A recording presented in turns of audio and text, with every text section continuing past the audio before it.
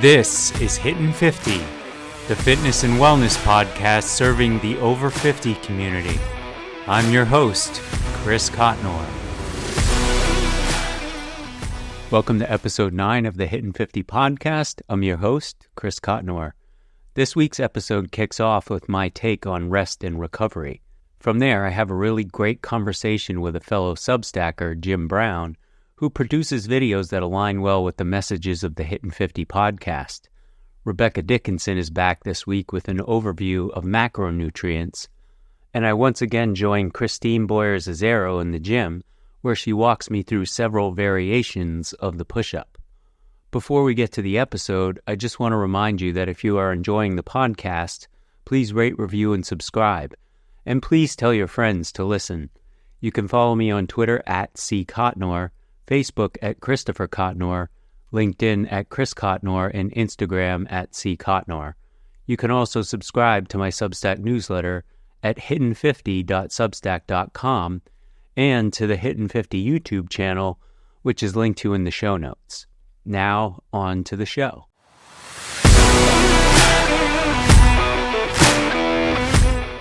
Rest refers to periods when the body is not engaged in any strenuous physical activity. It can range from sleep to simply taking a break from exercise. Rest is essential for allowing the body to replenish energy stores and repair damaged tissues. Recovery is a broader concept that encompasses rest, but also includes various strategies and activities designed to enhance the body's repair processes, reduce muscle soreness, and improve overall function after exercise. Recovery can involve active methods like light exercise, stretching, hydration, and nutritional strategies, as well as passive methods like massage and sleep. I covered the importance, benefits, and myths of rest and recovery in my Substack newsletter on Friday, so I won't rehash that, but I wanted to make a few additional points about my thoughts around rest and recovery, because I know from experience that it can be difficult to slow down or take a day off when you're in the groove. The first point is there is no hard and fast rule in terms of how often you should rest. It's highly dependent on what you are doing, how often you're doing it, and how many days per week you are exercising. For example, if you're exercising every day, where one day you might be strength training and the next day might be a run, walk, or cycling workout, you're likely to give your body enough time to recover without the need for a full rest day, as long as you're mixing in some recovery sessions, which I will get to in a moment. The second point is that you simply can't go all out every single time you exercise. As a runner, for example, the experts recommend doing 80% of your workouts at a lower intensity and 20% of your workouts at a higher intensity. It takes a lot of discipline and perhaps even a bit of a mindset change to slow down. If you're doing cardio regularly, say 3 to 4 times per week, make sure you're incorporating lower intensity and lower impact workouts into your schedule. The last point is just to simply listen to your body. You know your body the best, so if you feel like you need a rest day, take one. And if you feel well enough to work out, go ahead and exercise. There's a good article that I just read that I will link to give you some guidelines in terms of rest and recovery between strength training workouts. I'm speaking from my own personal experience in terms of my own rest and recovery schedule. When I get into a groove in terms of my exercise, I tend to have a hard time telling myself to take a day off. While going without rest increases the risk of injury, I think it's even more important to guard against burnout. You can work out every day as long as you are working on different muscle groups and as long as you are keeping some variability in your routine. There's nothing worse than your body telling you that it's ready to go while your mind is saying, "Not today, buddy." In my newsletter post, I also touched on technology and how that can contribute to your recovery sessions. There are a couple of ways that I use technology in recovery. The first is that I received a Therabody percussive massage gun for Christmas.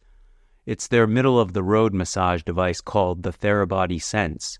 The thing I like most about it is that there are tons of recovery massages geared towards specific activities, which takes the guesswork out of which body parts to focus on. For running, there's a pre-run warm-up that focuses on the feet, calves, shins, hamstrings, quads, and glutes. For post-recovery, the program is longer and adds some stretching. It's been especially helpful after longer runs, effectively eliminating the day after pain or at least minimizing it. Therabody sells a mini percussive massage device, which is a perfect entry-level device that has the added benefit of being portable. I think that version of the massage gun is good for most people. The second device that I incorporate into my recovery program is a Therabody Power Dot 2.0. The Power Dot is a dual-purpose device that acts as both a transcutaneous electrical nerve stimulation, or TENS device, and a neuromuscular electrical stimulation device, or NMES. The main difference between the two is that TENS is meant to provide temporary relief by blocking the pain signals to the brain. NMES stimulates the muscle nerves, causing them to contract and mimics the signals that the brain sends when telling a muscle to move. There are cheaper standalone devices available to be sure, but as with the massage gun, the magic is in the app and its programs. First, it takes the guesswork out of where to place the contacts to address specific muscle groups by graphically showing you exactly where to put them. Second, it has recovery programs for just about every muscle you can think of. Third, it connects to Apple Health, so it knows when I've completed a workout and will suggest programs for my recovery both in terms of muscle groups and time. And finally, it's completely passive, meaning that you can be doing other things while the device stimulates your muscles. I will typically use it on the parts of my body that are the most sore, while using the massage gun on other parts of my body at the same time. Complete game changer in my opinion in terms of recovery time, though your mileage could vary.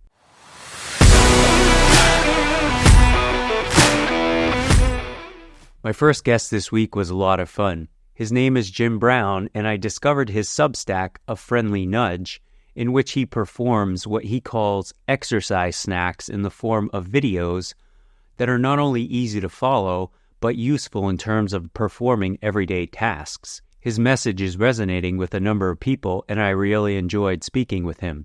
Enjoy the conversation.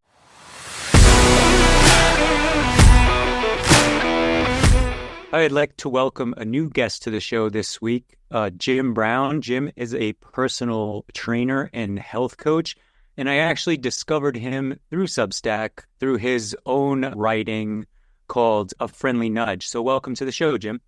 Thank you, Chris. Thank you. It's a pleasure to be on. Thanks for that. So let's just start easy. I wanted to ask you a little bit about your own health journey and how you got started as a personal trainer and a health coach. Heart disease and cancer. Yeah. It was funny. My doc had been like kind of after me for a long time. My cholesterol numbers were high, and he's like, I want you to get on a statin. And I'm like, nah, I'm good. Everything's great. And he's like, okay, just, to humor me, I want you to get a calcium scan. And when it came back, I had 5 coronary lesions. And I was just like, whoa, that was the last thing. I was like, Mr. Heart Healthy Whole Grain guy, right? So I was just convinced that made me like nutritionally bulletproof. So when I like found this out, I was like, man, I've got to rethink everything that because I was just had kind of bought the whole, like, this is the stuff that you build your diet on. And it's funny. My daughter and son-in-law were doing CrossFit, and they're like, have you ever heard of the paleo diet? And I was like, it's just some fad diet, right? And then, I realized what I was doing wasn't working, so I had to do something. So I read Rob Wolf's The Paleo Solution. And it was just this aha moment of, wait a minute. And it's kind of like we talked about a second ago. That we, in essence, have been relatively genetically the same as we were like 400,000 years ago. And so, what we were trying to do then was not starve to death. And so you take a machine that was kind of optimized to look for, carbohydrates wherever we could get them, because it might be the thing that kept us from starving during the winter. And you take that kind of machine and you drop it into today's environment. And I'm like going, oh, this might explain some of my problem. Because I have to admit, it was the heart healthy all grains, but it was also the 1.5 gallon of ice cream that I was eating every week. So I just was like, okay, I need to completely reassess that, and kind of in the process of that, realize, okay, this is something that a lot of other people are struggling with. And I ended up doing Mark Sisson's Primal Health Coach program, which just kind of, but all it really does is this kind of looks at, okay, let's kind of use evolutionary biology as a way to kind of use as a framework. And that's kind of what got everything started. But it really was, I was a lot more focused on the food side of it than exercise. And then my daughter, I don't know how many years, about 2.5 years ago, was like, Dad, you need a TikTok account. I was like, hell, that's the last thing that the world needs is me, me doing chin-ups. And she was like, well, we're going to do one anyway. And she did it and posted it because I'd started doing exercise snacks with my sons. We'd done this when all the gyms closed. We did this push-up challenge, and they were wanting to do 1,000 push-ups in a week. And I've got like real severe arthritis in my left shoulder. It's like the reason all my videos are muted and I do voiceover is like you can hear my shoulder literally across a room. Yeah, I mean, that same grimace that you did, I have had doctors go, don't ever do that again. So I'm doing 10 push-ups at a time to do this challenge, and I just realized I like this, and it's accessible, and it's something that I can do. So I think my daughter had some brilliance and said, okay, let's put this out there. Well, the first one we did was me doing chin-ups, and that got quite a bit of feedback. But then she did, the next day she was leaving to go back to D.C., and she did this, okay, what do you want to do with this one? And I did this ass to grass squat. It was a cross-legged get up. So I'm sitting on the ground, stand up without using my hands. And that's had 500,000 views. But the thing that was transformative for me were the responses.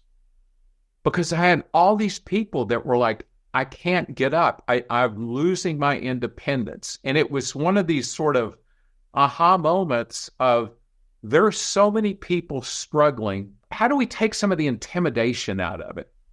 Because if you think about it, the people that need to be in the gym the most are the least likely to be there because, hey, it's a scary place.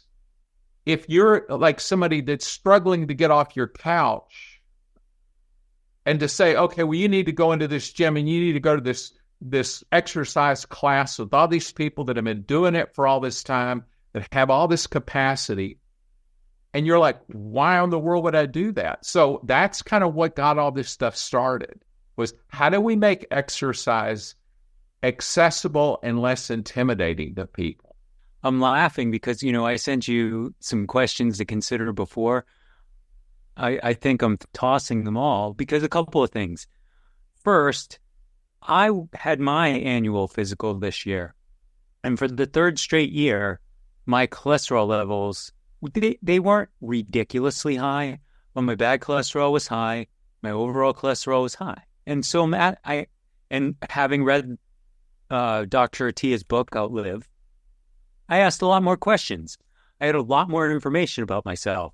And one of those questions was, listen, I feel like I'm eating well. I'm certainly exercising enough. I'm doing all of what I think are the right things, yet my cholesterol is increasing. So what's going on? He says, okay, let's close the loop on this and go get a calcium scan. I get the calcium score 275. Normal is 0. Yeah. And, and then they discovered also a mild aortic aneurysm. So I get the results pretty immediately before the doctor has it. And I'm like, oh my gosh.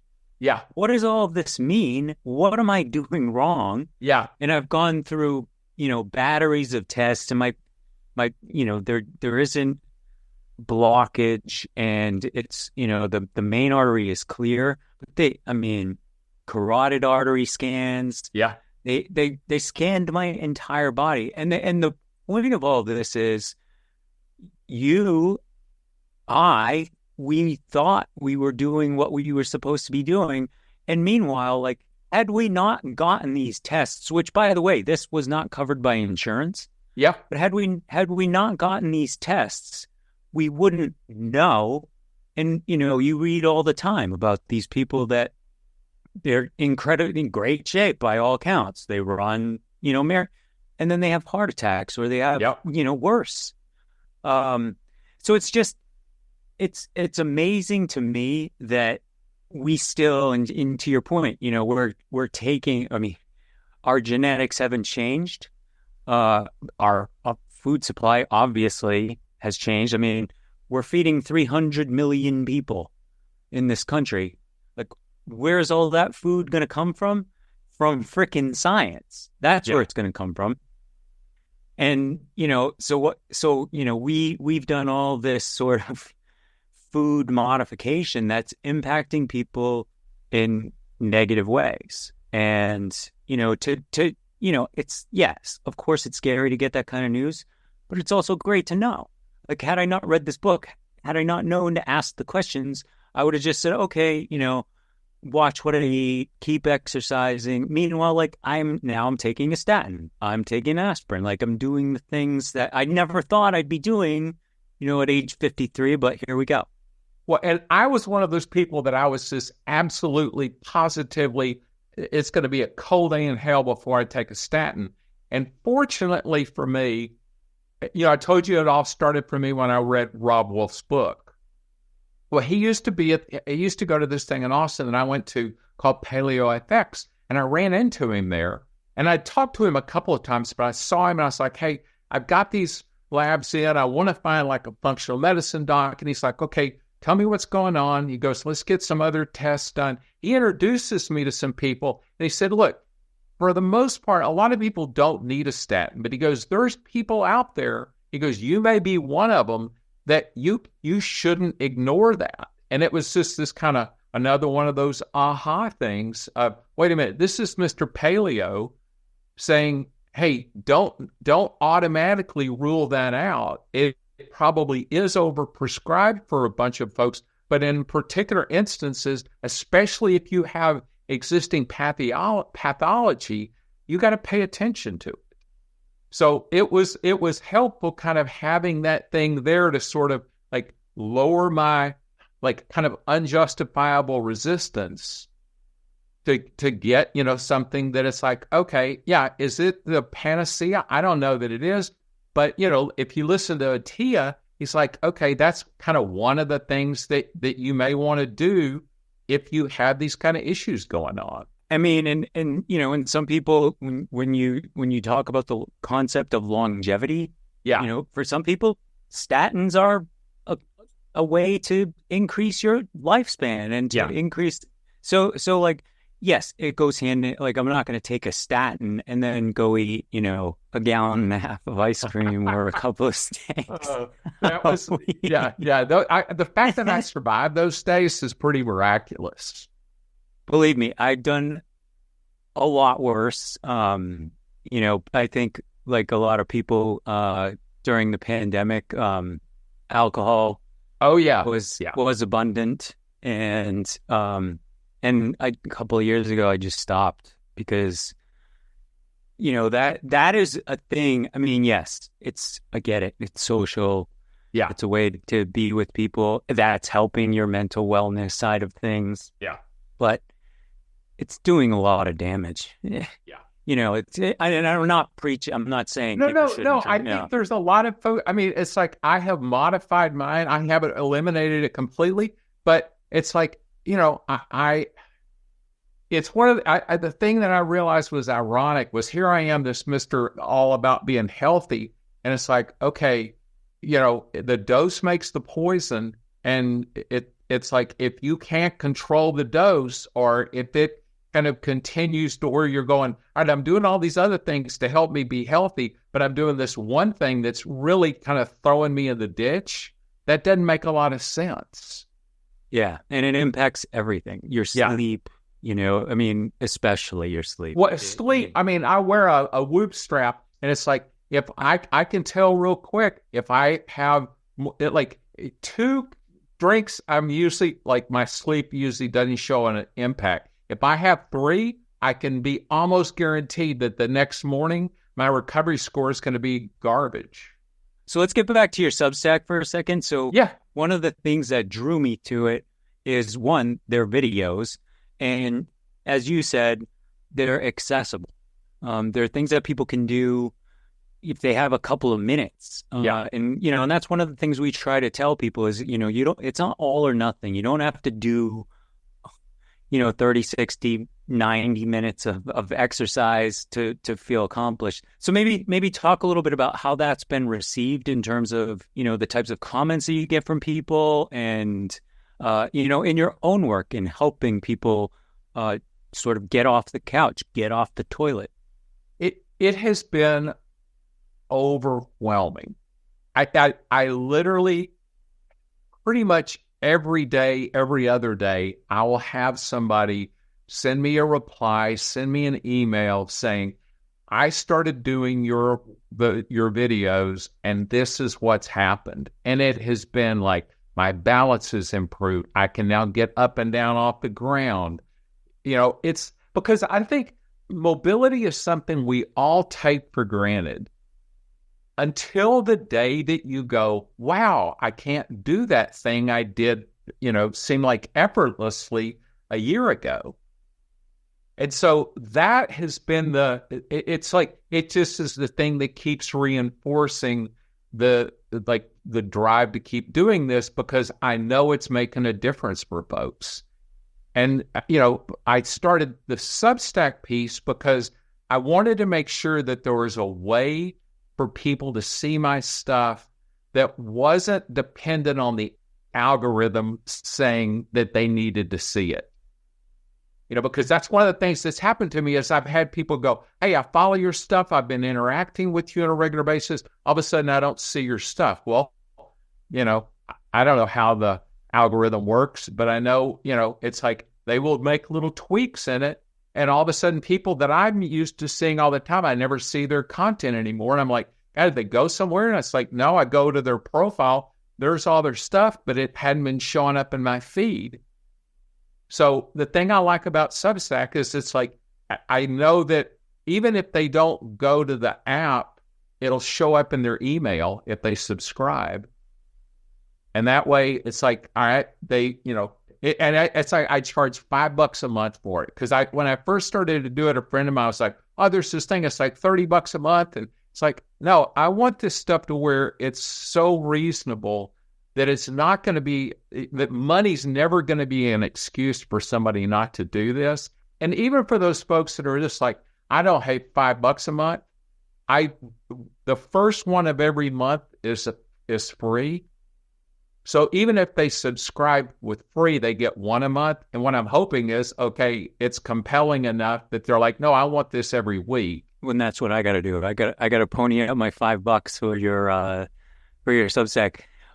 At the outset, you mentioned, making this accessible. I just wonder, some of the messaging that you use. I mean, the exercises themselves are very accessible. When we're talking about, Bosu ball, wall sits, things that are really relevant to the aging population. The goal is, right, we want to be able to stand up from a seated position. So the message, what I try to do is if I just sit there and talk, nobody's going to see it, right? In other words, I know the algorithm is going to dump that one down, right? So it's like I want to make sure that the video is something that somebody can do, but I also want the messaging to be there of it doesn't make any difference where you are. Because I just think there's so many people that it's like, well, that applies to everybody but me, right? And so, one of the things that I thought when I first started this is it's like, if I can do this, anybody can.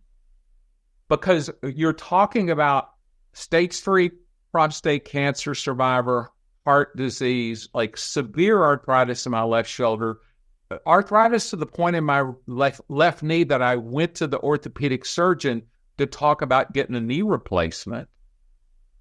And it's like, you know, I still have my original knee. My knee really doesn't bother me anymore. I worked with a physical therapist, improved ankle mobility and hip mobility, got my legs stronger. So it's like, I want that message out there of, hey, we got to build capacity. We start gradual, right? It's why it's like, hey, 30 seconds. There was a thing just recently that they said that 10 air squats can, done every 45 minutes, can have as big a blood sugar impact as a 30-second walk. I mean, as a 30-minute walk. And I'm like, okay, that's exactly the kind, because it's like we're meant to move. So us sitting in a chair is kind of a construct, because before, you know, we had to get up and move around to live. So it's like, okay, break this thing down to where it's not something that's overwhelming to somebody. Just say, hey, go hang on to the kitchen sink and do 10 air squats. And don't go down to the point that it hurts your knees. Just go down to the point to where it's comfortable and do 10 of those.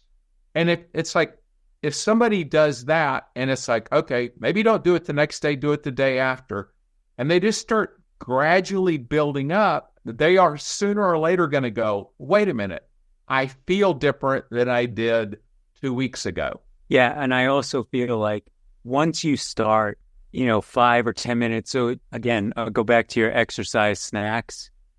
I will, just because my days can get crazy. So I'll break, when I'm strength training, I break them, and I use the Peloton platform. My wife works for Peloton, and she only joined last October. It's not like she's been there for forever, but we've owned a bike for 5 years. And so, I gravitate toward that platform, and they have 10-minute, chest and back workouts, 10-minute shoulder and arm workouts. And what I find is, if you have, you could take a 30-minute class and do some of the same things, but the rest time's longer. In 10 minutes, there's no rest time. It's just, boom, boom, boom, boom, boom, boom, on to the next one. And so I'll stack up, for all the major body parts. And that way, if I get interrupted, my entire routine isn't ruined. Like, oh, I only did chest and back today. And the other thing is, I have a 13-year-old, he is amazing. I have a 17 and a 13-year-old, but 13-year-old went to bring your kids to work with mom, because, I work from home, so it's not like it's very exciting. But he went, and he was absolutely fascinated. He got to meet the engineers behind this technology, gamification aspect of Peloton. Oh, yeah. And he came home and he did it. In the last several days, he's a theater guy. He comes home from rehearsal and he gets dressed and he goes on the bike. This is amazing. Kid's 13 years old and he has, the drive after a long day to be able to do that. And that, those are the kinds of messages that, I'm trying to get across, albeit, we're talking about sort of people over the age of 50, but they're the people that need it the most. Well, I think it's both. I think, number one, kids learn from watching their parents, right? So him seeing you do it, it's like it's registered there. And then he goes and sees the next level cool, he sees the engineers and all this stuff. And it's kind of like, oh, okay. It just reinforces stuff he's already seen. I think I love sports, but I think we have turned sports into such a production as opposed, you think about, when I was a kid, it was like you were out in the street playing catch, right? And it was not nearly as structured. And I think we have to find ways, both for kids and for adults, to work kind of movement and exercise in is just something that is part of what we do. It's why I think like the people that are older that do gardening, it's like, that's fabulous because it's, there's lifting with it, there's squatting, there's reaching, there's all these different things that you don't think about, well, I'm doing this, I'm carrying this. It's like, you just do it as part of your gardening. That's exactly the point. If you want to be able to garden, yeah, in your 60s, 70s, 80s, you got to do some exercise now. I feel like, Jim, we could talk for hours, but I kind of have to end the segment. But I wanted you to tell people where they can find you on Substack and a little bit more about your website, A Balanced You. Yeah. So A Balanced You, I've got content on there. There's links to social media on there. If you just search A Friendly Nudge, it'll come up. Yeah. And I'll there's also a link to subscribe on my website, and it's also on like in the link tree on all my social media. And all the social media is A Balanced You, or there's a couple of platforms that it's the number 4 A Balanced You. But all those links are on the website as well. But yeah, this has been an absolute pleasure. Oh, the pleasure's all mine. And I will link to all of your various accounts when I write up the show notes. But Jim, thank you so much. It's been a pleasure, and I hope to have you back on a future episode. I look forward to it.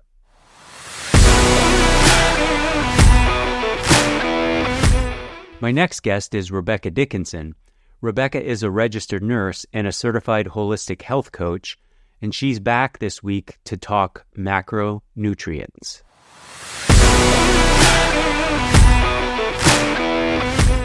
I'd like to welcome back Rebecca Dickinson to the show. Rebecca is a registered nurse and a certified holistic health coach. Welcome back. I missed you for the past couple of weeks. Hi, Chris. Yes, I missed being with you on our weekly chats. Well, hopefully you went somewhere nice or warm or whatever. It was both. Good. It was both. I was here. I think that here was in New Jersey. I think it was the last time I saw sun, to be honest with you. Yeah, I know. It really takes a toll.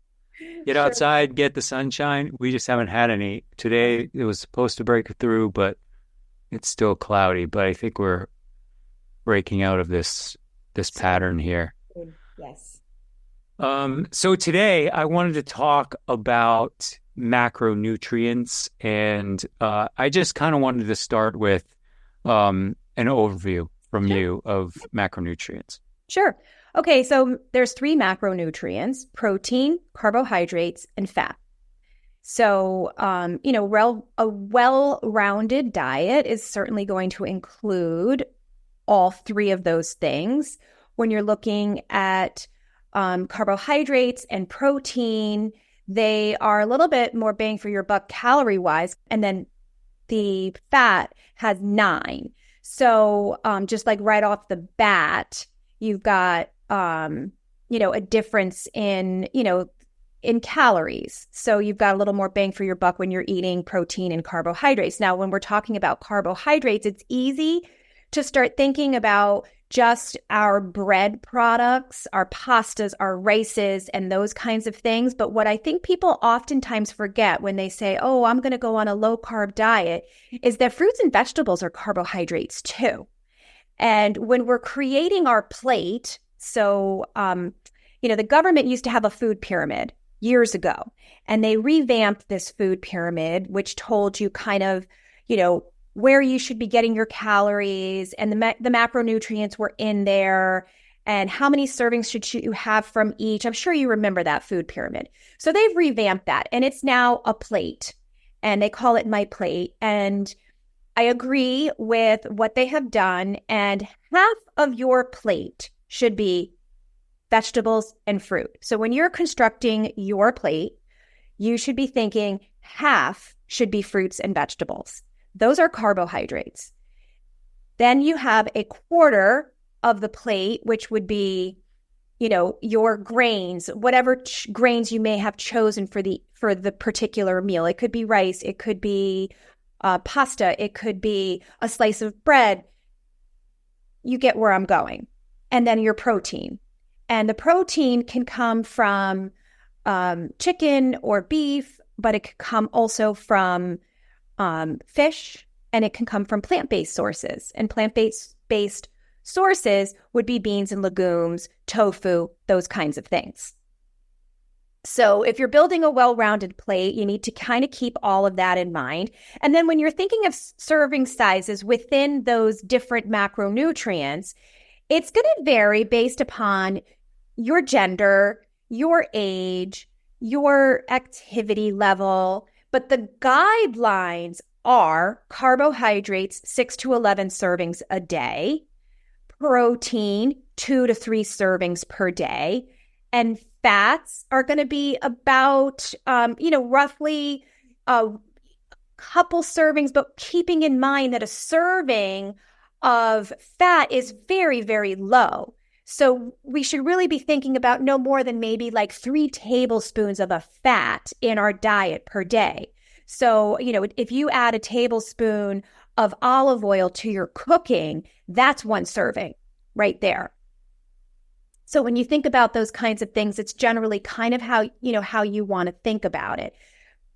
But if I were to have 11 servings of a carbohydrate, that would be too much for me. But an active male such as yourself might need to have 11 servings per day, depending upon what you might have done in the gym that particular day. Carbohydrates are our general source of energy in our body. They break down the fastest, the easiest, and they turn into glucose, which can be readily available for us to use. So we run on glucose. Protein will break down eventually into glucose, and we can run off of that, of course, and then fat takes even longer to break down, but carbohydrates are our most readily available. When did this idea, or what's the science behind sort of good fats versus not so good? So the good fats are so you need fat in your diet. It helps produce hormones. It helps you keep satiated with your meals. If you don't have, I'm sure you remember, like back in, like when I was growing up in the late 80s and the 90s, everything was non-fat, no fat this, right? And it was bonkers. It was bonkers because they take the fat out of the foods and then they would add all these other things back in to give the food that mouthfeel that you wanted, to give it that, I want to continue to eat this. And in the meantime, you're getting a slew of a whole bunch of other things that you really don't need. But you really do need to have a certain amount of fat in your diet to keep the production of the hormones going. And there are also vitamins and nutrients that are better absorbed when they are paired with fat. So you do need a certain amount, but it doesn't need to be a huge, robust portion of our diet. So, 3 tablespoons of, a particular oil a day is enough to get all that you need and have your body running well. And quite honestly, full fat versions of things taste a lot better. You're more likely to have less of it if it tastes good and it's satisfying you right off the bat. So you mentioned the first episode we ever did, 30 plants per week. So how does 30 plants per week reconcile with the 3 servings of So 30 plants per week. So, okay, let's go back to that my plate for a minute. And you think about your plate being half fruits and vegetables. So if every time you're creating a meal, so most people eat 3 meals a day, breakfast, lunch, dinner. So if you have half of your plate at breakfast is fruits, vegetables, half of your plate at lunch is fruits, vegetables, half is fruit, vegetables at dinner. And each time you're pairing together different fruits and vegetables, you're adding up those plant points pretty darn quick. And then let's not also forget that grain serving, that straight up carbohydrate serving, if you're choosing the right types of grains, so we're talking whole grains, then you're also adding in additional plants because whole grains come from plants, and you're getting fiber. So it's really all about getting that fiber. It's the lost nutrient in our diets. I started thinking about nutrition in the context of a golf swing. So it's this simple thing, right? You have this club in your hand and you swing it and you hit a ball that it doesn't move. And yet there are a million things to remember. And yes, I mean, a lot of it's muscle memory. Your son, has been playing golf forever. Yeah. So he, this stuff's second nature. But when you're trying to teach an adult about their golf, rotating your shoulders, shifting your weight properly, rotating your hips, keeping your hands in front, don't bend your elbows. It's like a lot, right? You're standing over a ball. And you're like, you can't think about all these things. And it's kind of, nutrition is simple. We break it down. It seems simple, but maybe it isn't that simple. I don't know. But what do you say to people who are, trying to curb, and I probably know the answer. It's one meal, but what's your message to people, who want to change their diets, but have all this all these diets, paleo, keto, I don't know where to turn half the time. Yeah, we are bombarded, honestly. And I don't think that it's a one size fits all approach. Unfortunately, I think some people, I don't love the keto diet, period. I don't love the paleo diet, but I do think there are some people who might benefit from I'm not going to say low carb, I'm going to say lower carb diet, maybe a little bit more protein. There are some people who might benefit from a higher carb diet and a lower protein diet. So it's a matter of just teasing it out, and it depends on what your goals are. So if, I were to sit down with a client and they said to me, well, I want to lose weight. Well, we have to first examine, well, what is it that you're eating, right? Give me a snapshot of your week of eating. And then we tweak it from there. If weight loss is the goal, but if gut health is the goal, right? So they're experiencing IBS symptoms. We need to really refine the diet a little bit more. And we need to think about, making that gut microbiome much more healthy because they're experiencing some sort of dysbiosis. And the best way to do that, as we have discussed over these weeks, is by incorporating plant-based food into your diet and increasing your fiber consumption. However, it needs to be done in a very slow way. You can't just all of a sudden one day say, oh, I'm going to, if you've been eating 10 grams of fiber a day on average, and then suddenly trying to get up to the optimum, 30 to 40 grams of fiber a day, you can't do that overnight because then your gut is going to be like, oh my God, what did you just do to me? Like, we don't have the gut bugs to digest all this fiber. We need to build up to this on a very slow pace. And then you might experience enhanced gut health issues. So it really depends on what your goals are. People who are diagnosed with diabetes, type 2 diabetes is very prominent in our country. They're going to benefit from a lower carb diet. They're also going to benefit from the right types of carbs. Yeah, I think all that makes a lot of sense. Rebecca, thanks so much for joining this week and hope to see you on a future episode. Absolutely. Thanks for having me, Chris. My final guest this week is Christine Boyer-Zazzaro. Christine is a certified personal trainer, and we continue our series In the Gym with Christine. This week, she walks us through several variations of the simple, yet extremely beneficial push-up.